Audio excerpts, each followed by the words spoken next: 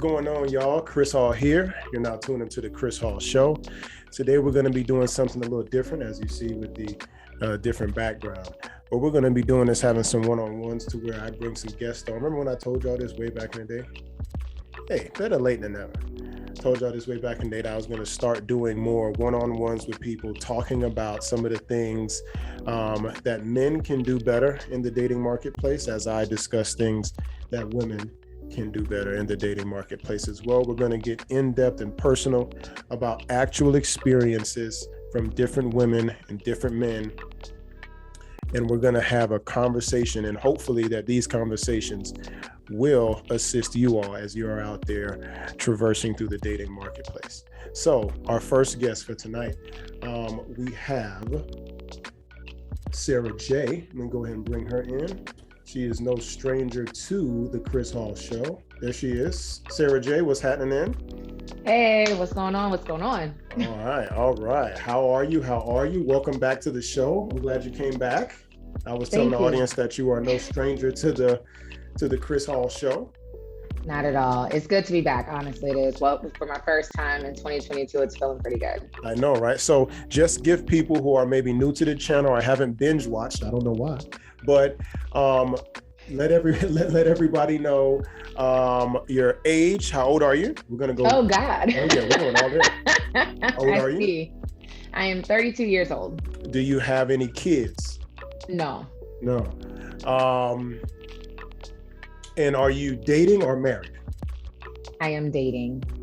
Okay. All right. So me and Sara J discussed off camera what we were going to be talking about today. And today she is going to be taking the show by the helm, and she is going to be talking to me about some of the things that men can do better in the dating marketplace. And she's also going to give us some actual experiences that she's had recently as she traverses through the dating marketplace, as you all are as well. So, Sara, what can the men do better? What do you think men should work on that would help them out in dating?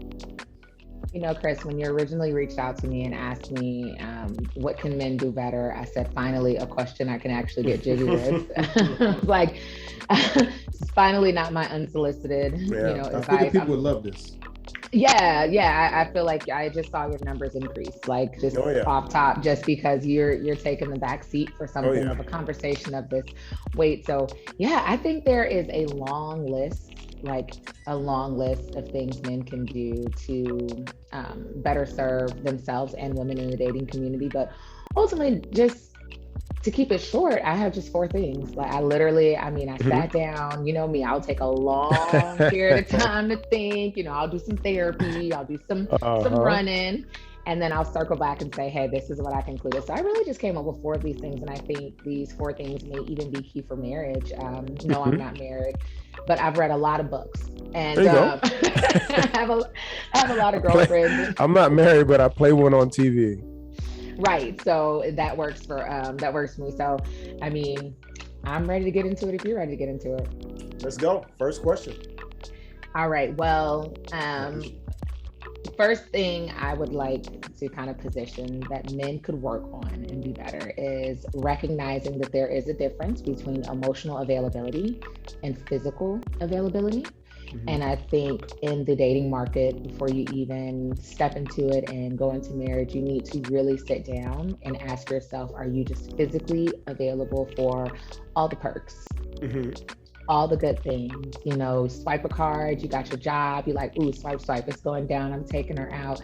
And, ooh, I bought a pack of condoms, like I'm gonna smash. I can actually show up and get dressed. Like, great. I can give you a ride. Like, great. I can have conversation with the homies and your homegirls.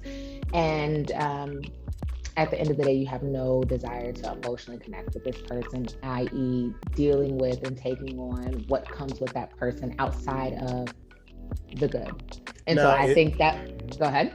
Now, is this communicated up front to where, because I don't think men even know what that is. I know women have a more expansive vocabulary when it comes to explaining their emotions than men do. So I don't even think most men are on that level to be separating their emotional availability and their physical availability.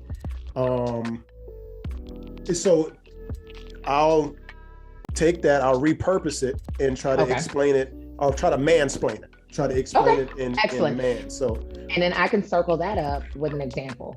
Okay, so I'm gonna assume what you mean is that a man should go into a situation with a woman, communicating whether he just want to smash or if he's looking for a long-term relationship that leads to marriage.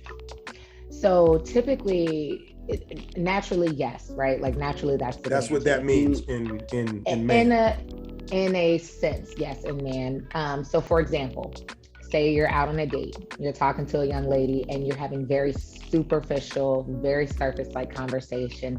And she mentions, and I don't want to trigger you, but she mentions something along the lines of death. If you completely shut down and don't want to hear it, or you are absolutely dismissive, like, oh, hey, like, listen, that's your journey. You got to get through that. You got to work through that on your own. Like, hey, so you're saying the first date, the woman volunteers that she's having a grieving issue currently. Yes. Do you? So let's pause it there. I'm not sure if this was an example that you wanted to set forth, but so do you think that's acceptable for a woman to go? So, not acceptable, but do you think that's something a woman should share on the first date? No, it's too soon. However, we've had conversations with tons of people. I've asked somebody how their day was going. Next thing you know, I was donating to the wells over in Africa. Like, I mean, just the conversation just happened to have a life of its own. However, if I was not emotionally available enough to even hear about this person's day, I wouldn't have asked. Does that make sense? Okay, so you saying he say, "Hey, how's your day?" So let's say that your grandpa died today, right? Let's say your grandpa died today, and he asked, "Oh, hey, how's your day going?" And you say, "Oh, it's I've had better days. I just had a death in the family, but I'm dealing with it." And he says, "Oh, okay, sweetheart. Well, hey, sorry for your loss. Just get at me when you can, or I'll check back on you, in a couple days. I don't know. I would think a dude would probably freeze up because he doesn't know what exactly to do. He doesn't know to say, okay, are we still hanging out tomorrow night, or what about tomorrow's plans? So I hear you. Gonna be okay? Yeah, he's not here, but you gonna be all right tomorrow? Like, still gonna be grieving? So I think that emotional availability piece is that, hey, I'm willing to learn more. I'm willing to know more. And I think it is going to be a stretch for men. There are men that can do it, but it is going to be a stretch for men, typically just because men are so solution based. Yeah, I don't think, I'm gonna be honest, man. I'm gonna be honest. That's not gonna happen. Not that if you gave me another example, maybe that wasn't, the death in the family. Maybe something. Yeah, something different that you believe a man should be. So you feel like he should explain to you, hey, just to let you know, I'm not, because, okay, hold on, circle back around. Does being emotionally available mean that he has to be emotional? Because that's what it feels like. It gives me as a man an emotional feel, because I am not necessarily triggered to automatically, console you during your time of need. Especially when you say, when I just met, I'm thinking you're talking about in a relationship, or you knew some chick for a while. Right. You're talking about the first dates. I'm supposed to be emotionally available for you. I think that you should be emotionally available, period. Now, that doesn't mean emotional. It just means you have enough room to sit and listen to someone else's emotion. That's basically just what emotional availability is. Go ahead. I thought that emotional availability mean that I was available to be emotionally involved with a woman. Now, obviously, this is gradually increased over time. Absolutely. So that's why, like I said, everything you're saying makes perfect sense. Yeah. The timing, though, is a little off, because the first date, if you just said it in a broad statement, I could understand men being a little bit more emotionally available in general. Absolutely. But if it's germane to the first date, I don't know about it.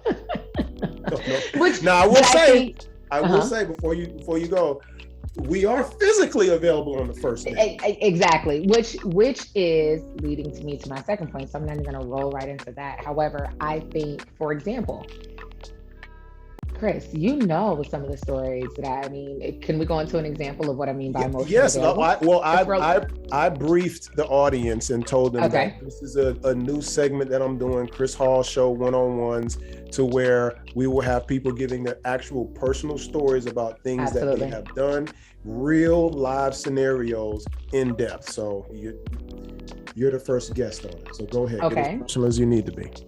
So let's go ahead and insert an example of me in the dating world in Atlanta.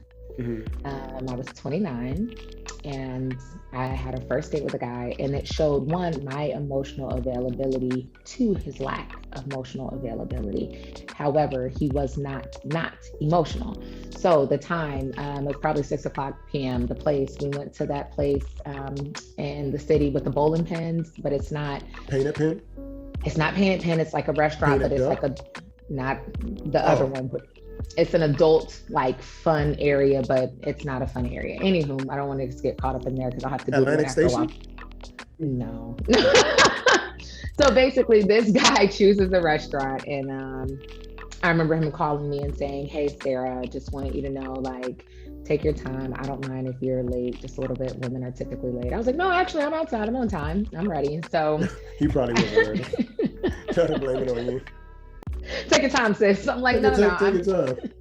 I'm ready. So I get there, and everything's going fine. He's like, "Oh, it's such a pleasure to meet you." And I just remember thinking, wow, this guy's really pretty. I just didn't have any other word for it. I was just like, oh my God, this dude is really pretty. So I guess he noticed that I was staring at him, and his eyebrows were perfectly manicured. He had a 37 hair lash across right and left. I'm like, is this good or bad? Is this a good thing?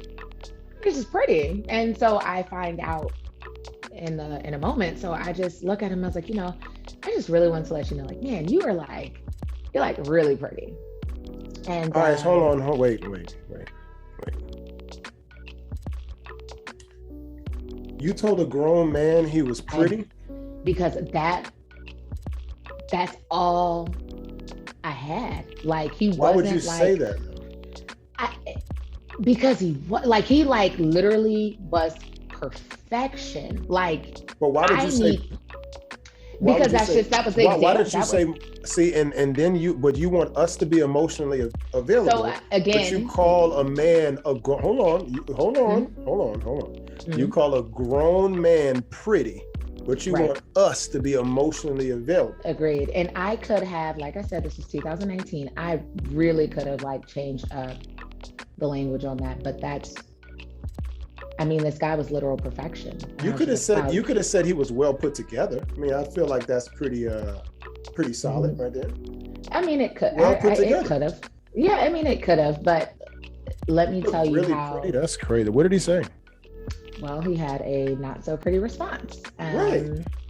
Naturally. So he kind of did one of these, tapped his eye and kind of flicked a tear, and told me that that's what everyone called him when he was a kid, and that he experienced a lot of sexual trauma due to that, and he just doesn't like being called pretty. That's utterly ridiculous. Who are you dating? Why do you you know what? You asked, so here I am to tell you. So I apologized and I said, I am very sorry, but that is an example of a person who is emotional and really hasn't worked through some of the trauma of his childhood. And because of that, emotional availability probably isn't something that you can offer. I was emotionally available enough to hear him out. And then after I heard him out, I let him know that we're probably not going to be the best fit because you still have some things that you should work through. And wait. Now you're contradicting yourself. Because you said said on the first date that if the woman loses her grandfather, and wants to share that when you ask her how her day was, that the man should be emotionally available to not necessarily walk her through, but to be there for her in her time of need. Be available to receive it. If you are emotionally available. Okay. At that for me, being emotionally available, like you're saying for that person, like just in general, like just being emotionally available.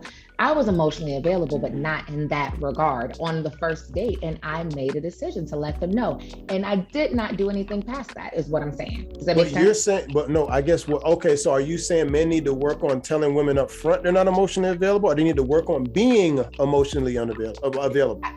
I think men should recognize if they are or if they're not.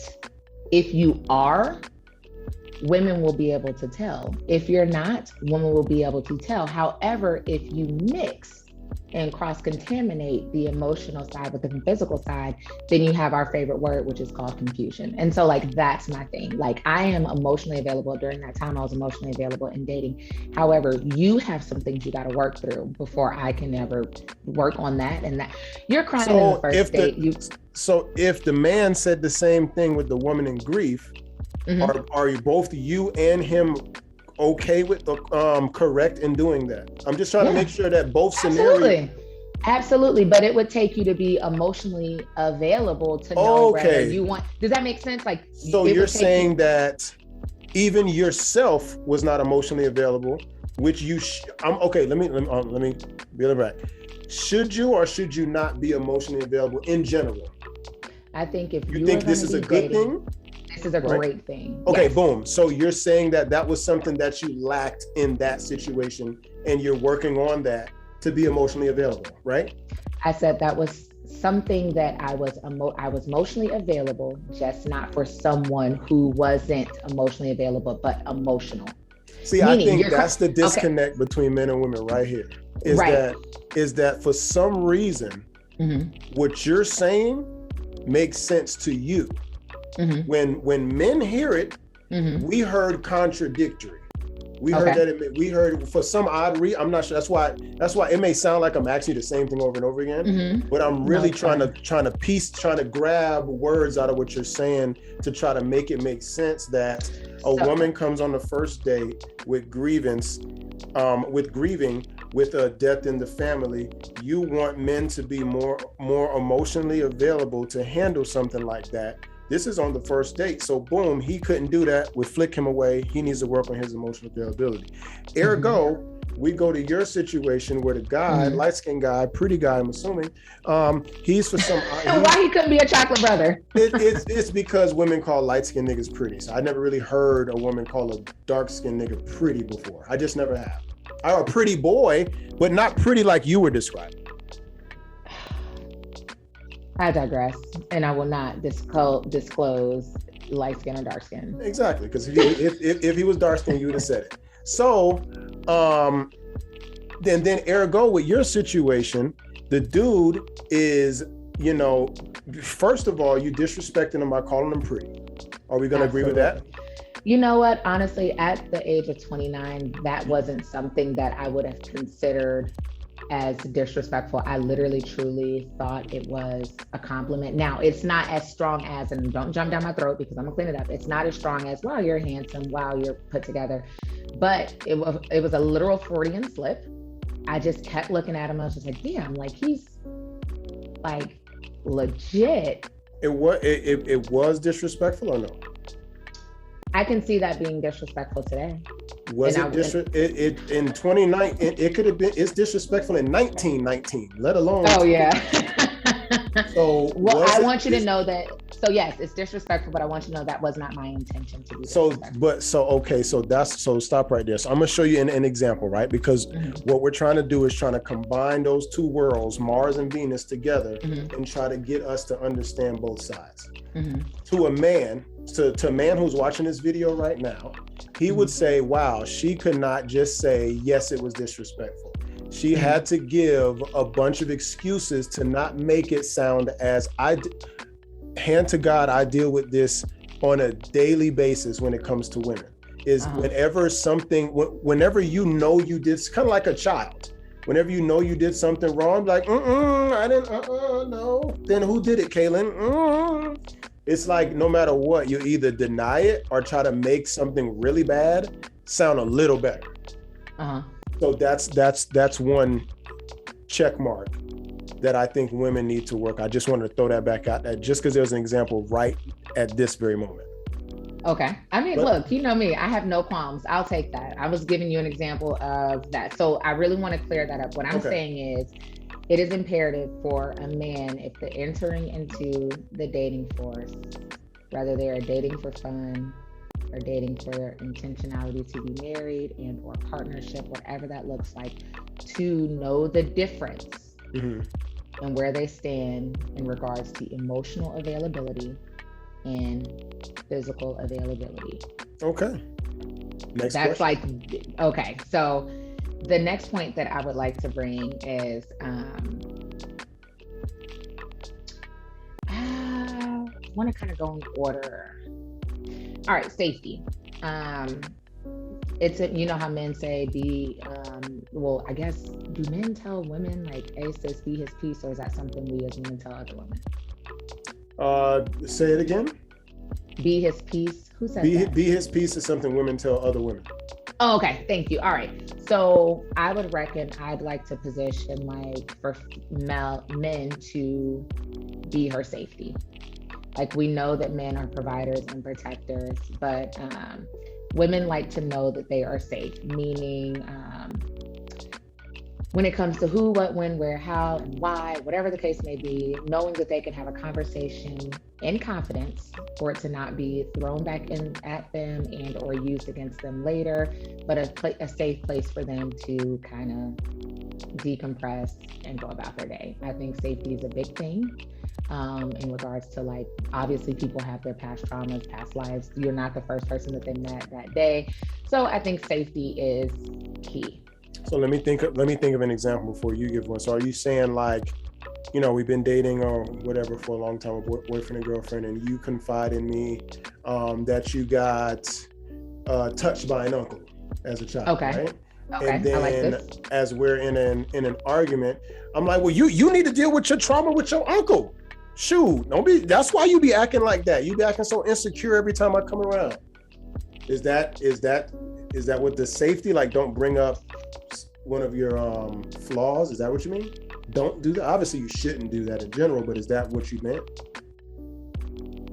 I was thinking on such a lighter level. Well, I just thought, I like it.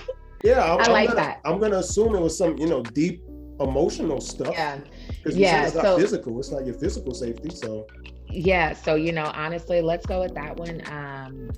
That safety piece is going to be big. And especially if you know that you're with someone who is actively trying to climb the total, first and foremost, for anybody who's experienced any level of trauma on that level and you're doing your work, it is never, ever okay to have that thrown up in your face.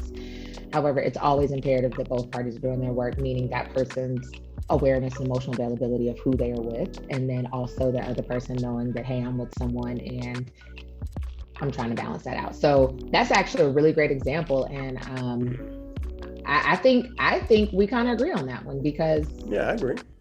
Okay. I would say that men say women do that as well, to be honest. That's why you'll hear men tell other men, don't tell a woman your problems. Never, ever tell a woman your problems. Never. Wow. Mm-hmm. Never. So men say this. That's why I was like, oh yeah. I mean, men, I think the same thing. I would assume you would think that's bad. It's a bad thing in general. So I would assume both parties would vote for that for sure. Vote for not. Okay. Next question. All right. So I think the next one is number 3. And then, like I said, I have a 4th point. So the 3rd point, which I'm looking forward to seeing your response. So this ain't juice. Oh, good. Trust me, you'll need it for this one. Self-boundaries and self-breaking for fleeting moments of temptation. So basically, Is that a book by Maya Angelou? No, but it could be by Sarah J. No, I'm Okay, kidding. explain it. Explain it so I can mansplain it. Cause whew, Yes, so Lord. that was up Yeah, there. All right. men are not. I'm telling you, men are not that artistic. Autistic, but not artistic. We don't live in the clouds like that. You got to bring it down here. Something. I don't know what you just said. Say it again slowly. Okay, so basically self boundaries and self-breaking boundaries for temptation and or fleeting moments. So is this not cheating?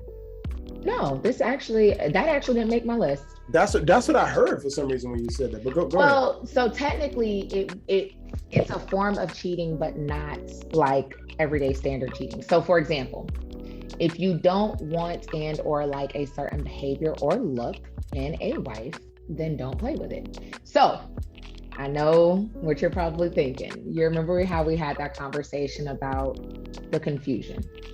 Okay. So for example, like if you know you don't like, I don't even want to pun on the ratchets right now. Because, big girls. Ooh, I don't want to pun on that either. I mean, you're gonna have to say something. Good God, no matter who you say, if you say women in wheelchairs, women with weave, women with eyelashes, it's gonna be somebody. You're gonna offend somebody when you give them. Yes. Unless you use your damn self. You use yourself.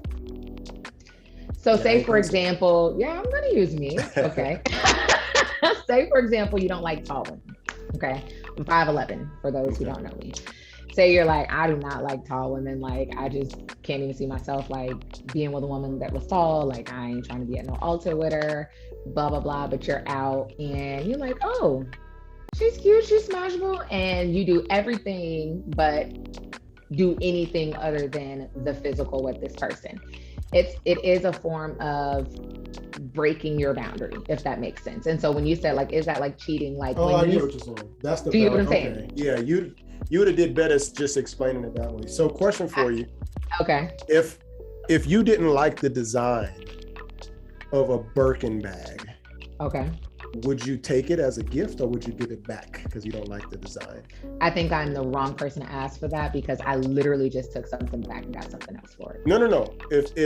If someone gifts you a Birkin bag, okay, these are, as far as I remember, it's tens of thousands of dollars for this bag. Yeah. If someone gifted you a Birkin bag, would you give it back to them because you don't like the design of Birkin bags? I would take the Birkin bag back. No. Would you not? No. It ain't taken back. So I'm handing you a Birkin bag. Say, hey, Sarah, man, you've been such a good friend. Don't use me. Someone you're talking to gives you a Birkin bag and says, hey, you know what? I had such a good time last night. Here's a Birkin bag. Are you gonna be like, no? Let's see. What's a deadbeat ass nigga? Roger. Roger. I'm good. No. Daquan. I don't like the design of this $40,000 bag. Thanks, but no thanks. You keep saying you're gonna take it and exchange it for something of equal value. No. You can't have it. He's giving it to you. You're like, nah, I don't like the design of this $40,000 bag. I would, due to you having to wait this long, you might as well just say, I would take the bag. You're trying to figure out a way. I'm not thinking, I know, I just wanted to really. You would have answered it like that if you would have gave it back. Yeah. I was really just trying to think about.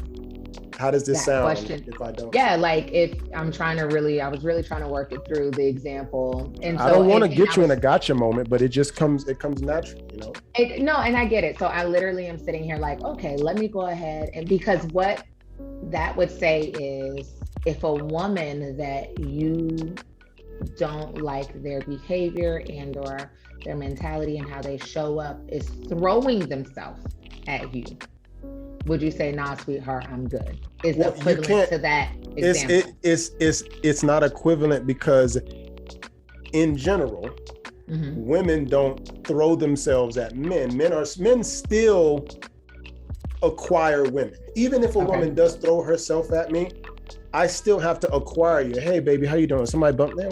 Oh, hey, what's going on, sweetheart? Okay, yeah, man. You know, I'll take your number. Okay, I still have to ask her for her number or something. You know what I'm saying? Even if she's standing right there breathing my oxygen, I still have to do something. So that's why the two don't equate like that. So I say that to say this. This is the same thing one of the girls said one of the women said at my show, to where, hey, if you don't like women with long nails, long eyelashes, and long weaves, don't put a dick in them. Right. No. Men are out there to have sex with either her or Beyonce. One of the two.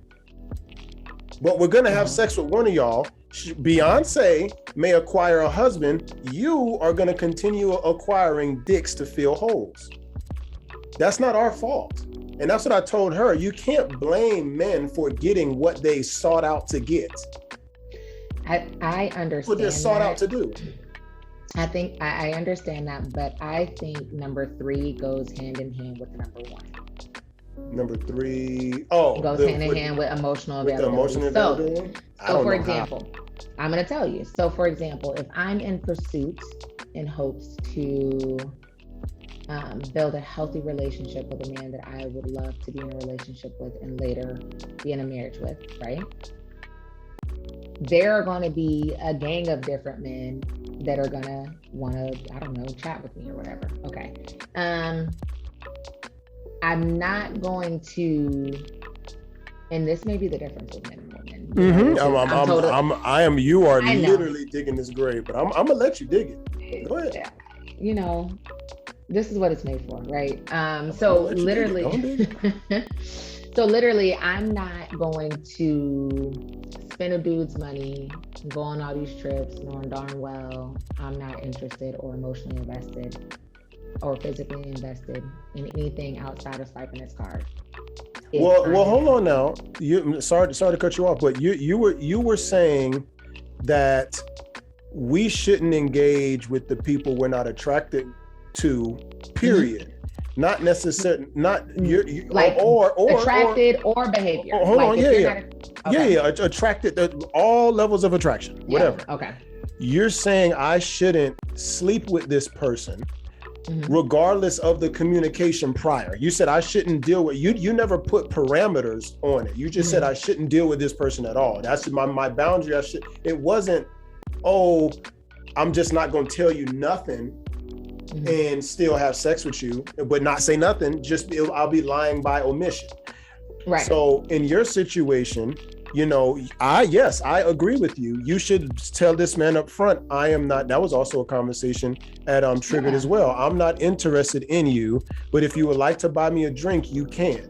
I'm fine with that. That you let that man make just like y'all always want us to tell y'all the truth and let y'all make the decision. I've heard that from almost every single woman I've ever come encounter. Gotcha. Okay. That is literally a mantra of y'all. Y'all want us to tell the truth and let you make the decision. So yes, I agree with that. But if I'm communicating to the woman, hey, listen, sweetheart, I'm not looking to get, I know I do. I agree. I could agree if someone would play devil's advocate and say that men are not upfront with their intentions. That I can agree with 1,000%. That should have been number one on your list. That's number one on my list. To be quite honest. Well, so that's why I said men should know the difference between emotional availability and physical availability, and then walk in that. And so that's what it sounds like. That goes hand, But so mansplaining just not communicating your intentions. Because yes, I agree with you. If you aren't attracted to a certain thing, and you sought after this woman, knowing you were not attracted to whatever she had going on, but you just wanted to smash, and you did not communicate. Like she said, hey, what are you looking for? And you gave like some vague answer. Well, I'm just dating right now, but I would like to get married someday. If the right woman comes along and, changes my mind, then I'll jump to the occasion, of course, sweetheart. Lying like that. You know what I'm saying? That's something completely different. But and that's why my show literally started off of being emotionally unavailable. That was one of the two topics: being emotionally unavailable and intentionally dating. dating with intent, because I felt like everyone just assumed that because we were in the NBA, we playing basketball. Right. You know what I'm saying? There's towel boys, there's goddamn fitness trainers, there's a lot of different positions in managers, the NBA. Managers, coaches, just that. Yeah. It's a bunch of different positions in the NBA. So I think a lot of people think just because we're in the NBA, I'm assuming we're playing ball, right? No, everyone needs to let, numerous times, whenever I encounter women for romantic purposes, they don't say nothing. There is no intentional talk. We just start dating. Eventually we have sex or something like that. And then you're in a relationship. And then you're either in a relationship or a situationship after sex at that point, right? One of the two. It's a ship. It's going to take you somewhere and leave you somewhere. Right. Anyway, we're going to go to a commercial break. We will be right back. We're going to take a 2-minute break.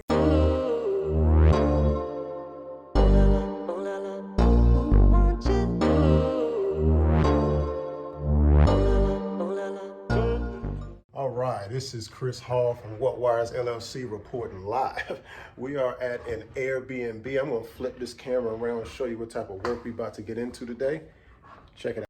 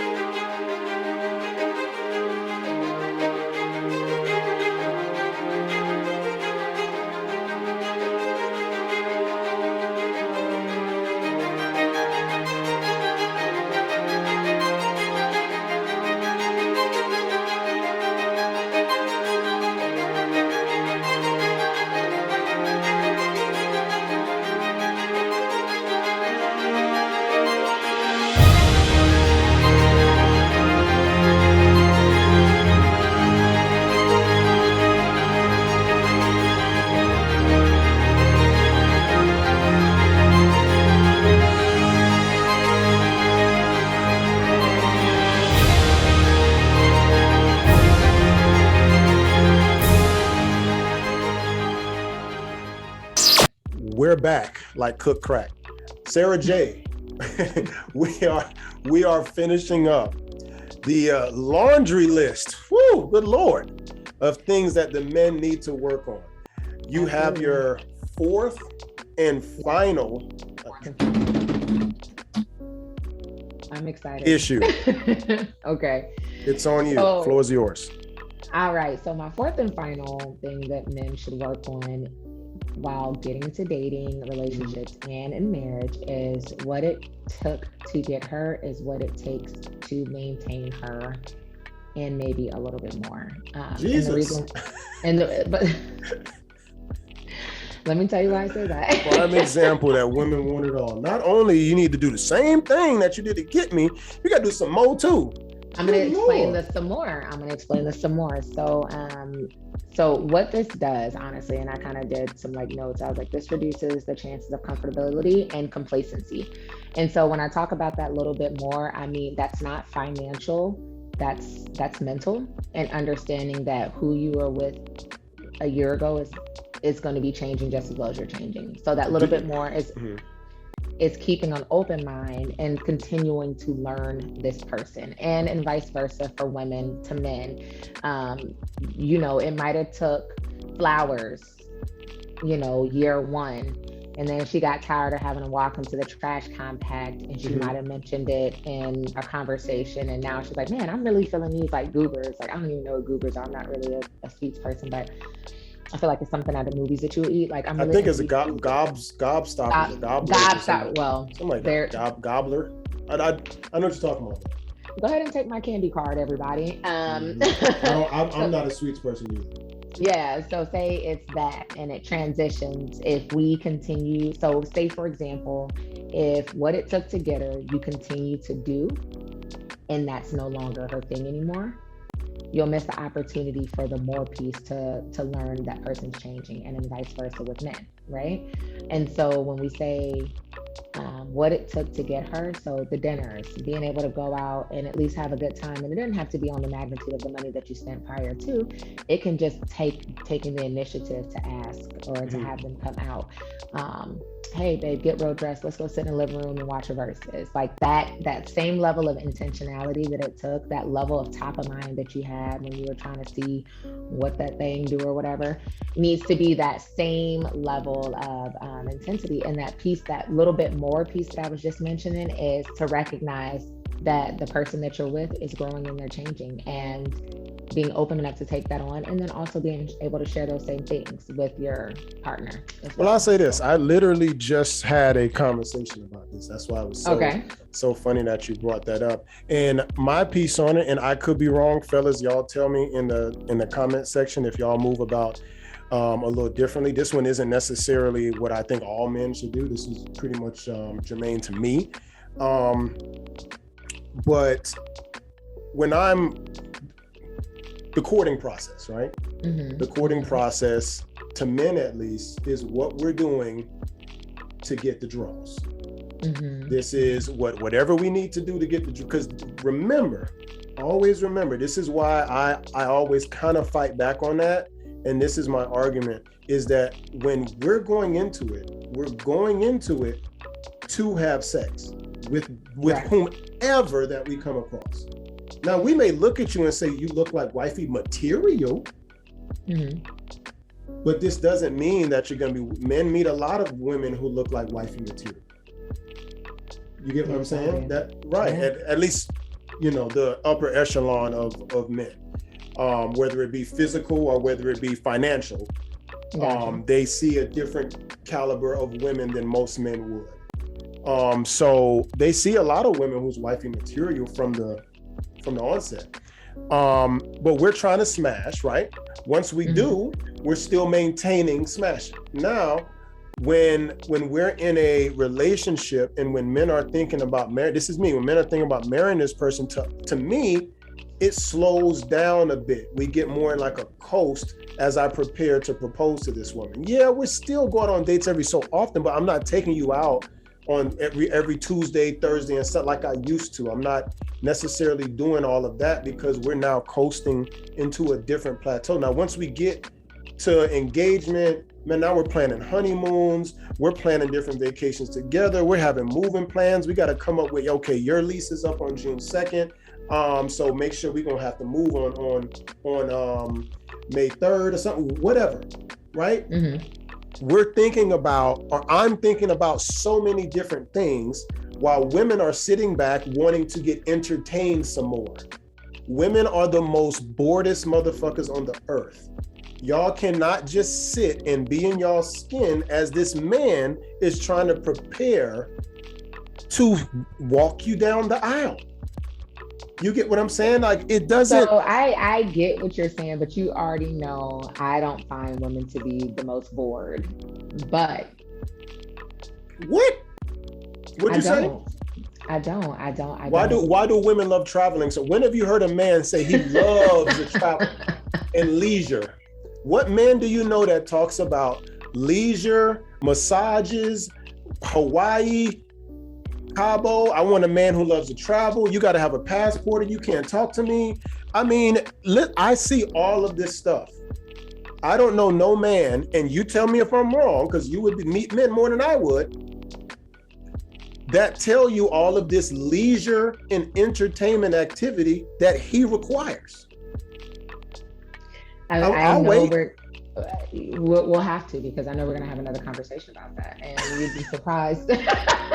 You'd be surprised, but I want you to go ahead and finish your statement on, you said women are just bored and constantly need entertainment. Yes, I would say women are easily bored. I'm not completely disagreeing with you. What I'm saying is, from a man's perspective, we're like, God damn, how much do I have to entertain this person? Like, I'm trying to move forward so we can do a different things, because there's levels, at least for me. If you just got it like that and you just have disposable income where you don't care who you take out, you don't care who you spend money on and take on trips and this, that, and the third, then that's fine. I'm not knocking that. It ain't tricking if you got it. You hear me? So if you got it like that, that's one thing. Y'all need to find somebody who got it like that. That person might not be me. It may not be this guy over here either, but these are the men that you attract. You don't attract the men who are just spending money on all this travel. You never really hear a woman say she's coming into work to provide you something. It's always dance, monkey, dance, entertain me. It's always and I feel like I'm just always fucking doing some soft shoe and shit. Like, goddamn. But that's from a man's perspective. But I do understand when you say, if we're going out on dates, you know, just continue to keep. I understand you have to entertain a woman. I'm not saying, hey, once I made up my mind to marry you, sit down somewhere. You'd be surprised the thought process of men who have that, and that's why I made the list. However, I mean, what I will add, it's not the same. So what I will add is, as long as it goes back to that emotional availability piece, as long as you can articulate, hey, look, we're engaged, this is what we're doing, how we spend time looks much different than how we originally spent time. As long as you're upfront and forthcoming about that, there shouldn't be any issues, because just like a woman, okay, so for example, and I'll take it in the reverse, even for myself, like I'm new back in the dating market. For those who don't know, I actually live in Dayton, Ohio, and that's funny because I don't live in Columbus, where I need to, and I don't live in Cincinnati, where I also could be. So I live an hour both ways. If I want to go on a date, it's not going to be with a man in Dayton. It's going to be in Columbus. It's going to be in Cincinnati. And so there's a level of emotional availability that I have to have. There's a level of flexibility that I must have to have. But then also, there is a level of understanding that I have to have so that I can move around. So it's that same thing that, so for example, I'm on flights all the time. When can I be in the gym? So I have to change that up. But if you get me size 6, 170, flip the switch after we buy a house and you like, hey, you creeping up to 210. I'm like, well, you know, we're in different flows. We're in a different plateau. Okay. We're in a different, you get what I'm saying? We're in a different plateau. I mean, you know, the wedding's over and, you know, we did all this honeymooning and I'm in a different plateau. You're not going to take too kind to that. You're going to be like, bro, 170 to 210. What are you doing? So it's that same thing, it's kind of like that same back pressure in the back of a woman's mind. Like, I have to, no, I'm not going to look like I always did when I was 32, right? Like, I'm not going to look like I was 21 and 22. However, I can maintain. If I came into the game and I looked good and I got a spouse out of the deal, the work doesn't end because I got a spouse out of the deal. The work just begins because you got a spouse out of the deal, if that makes sense. And so you got a spouse out of a deal, you got someone to maintain. You have something to do now. You originally came into it, you were trying to find something to do, right? Like this is the date. Woman? Yeah, so I flipped it on us. I put it back on us. And to make it a little bit more crystal for the guys, like, when women are saying what it took to get us is the same thing it takes to maintain us, and maybe a little bit more, is to also be flexible to understand that things and ebbs and flows are going to change. But like you said, all right, Dad, I done gave you a ring, go sit down somewhere. Men do that. I'll tell you, go sit down somewhere. As I close, I'll tell you one thing in regards to that. I feel like the biggest disconnect in communication between men and women is that you see the things that you want and require, it's not tangible. Right. You can't put a number on it. You can't put a time on it. You can't put anything on it to where a man can understand it. That's why women are just, everyone has heard the phrase is that women want mind readers. What y'all don't understand is that sometimes some of the things that you like are traits of a woman. It's not traits. So some women are really describing women. Men, you see how you try to compare me, which is a broad statement of keeping up with whatever we did before, keep doing it now. You know, whatever that means, there's no number, right? It's not tangible. You expect to compare that to being one to 10. That there's a number, I can visualize it, I can see it when I'm hitting it, stuff hitting me back that I didn't expect to be doing that. You get what I'm saying? So that's why the things that men require usually are tangible. I want to come home. I want peace and quiet. I want to go shower, play 2K, get some head, and go to sleep. Those are all tangible things, and how. And guess what's funny? Hold on, before you go. Go ahead. I can understand that, and so can you. We both can understand everything I said, right? But the disconnect is that women can't tangibly communicate. I don't even know, that was pretty dope. You could put those two words together, but you can't communicate something tangible to where we can understand, like, oh, okay, so 4 + 4 is 8, right? All right, cool, I can do that. Y'all don't do that. If I was dating you, I wouldn't know what to do, and most men don't, because a woman's emotions. Me? If and all of those Maya Angelou books that you just read off, a woman's emotions changes with the weather. We never know whether you're up, you're down. We don't know what to expect. And you all expect us, whenever you're in the mood or whenever whatever's going on, we should have already knew that. So I'm not advocating in no shape, way, or form that men should be mind readers, as women should not be mind readers either, okay, to men. However, I am advocating, and everything on my list requires a level of emotional availability and awareness and communication. And so when I close out that fourth statement, what I'm saying is, in order to reduce complacency and comfortability, and you look up 10 years later and you're no longer attracted to that person because that's not what you signed up for, the things that you did to get that person, and men and women included, is the things that you must continue to do to maintain, and a little bit more. I would say to combat that, because see, I have no problems with the things on your list. Okay. You and other women who feel the same way as you, I'm sure there's many women who have that same list. They're probably jumping for joy right now.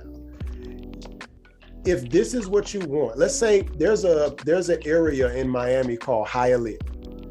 Okay. Have you heard of it? I have not. It's an area. It's an area in Miami to where you better speak enough Spanish. If not, you will not get what you came down there to get. Like, you have to be bilingual to get anything in ChrisHallATL.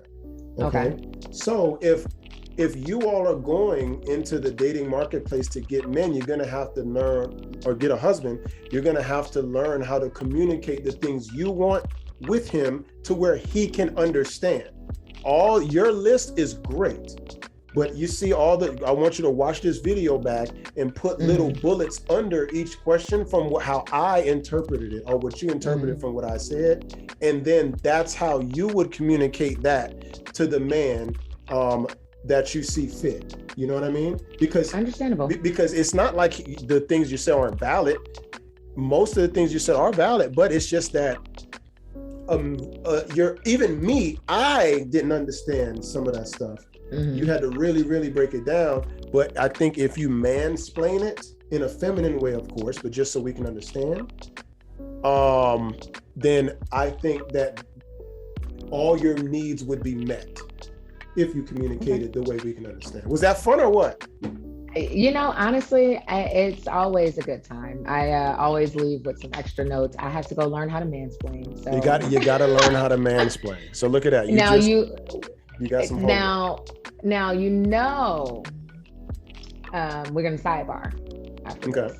So, okay. About this mansplaining, because I can feel it itching up your spine on what I was saying. Okay. Yeah. So yeah, I had a ball. You had a ball. Tell everybody where they can find you at. Well, I'm currently living in Dayton, Ohio. So if you want to send any bottles of champagne, red wine, white wine, you can just send them to my home. No, I'm kidding. And I she will can, take it whether she's interested in you or not. I will take it back and get what I like. She's gonna take it. She's not giving it back. But I'm gonna take it back and get what I like. Okay. No, but you guys can find me on Instagram at with 2 O's, shameless and an underscore. And I can also be found on LinkedIn on the professional side where I update my blog under Sara Jackson, as well as the podcast Sincerely Shameless. And I hope you guys tune in. Nice, Sincerely Shameless. Well, we are out. I am Chris Hall. This is the Chris Hall Show. Make sure that you subscribe to the YouTube channel. And I'm out.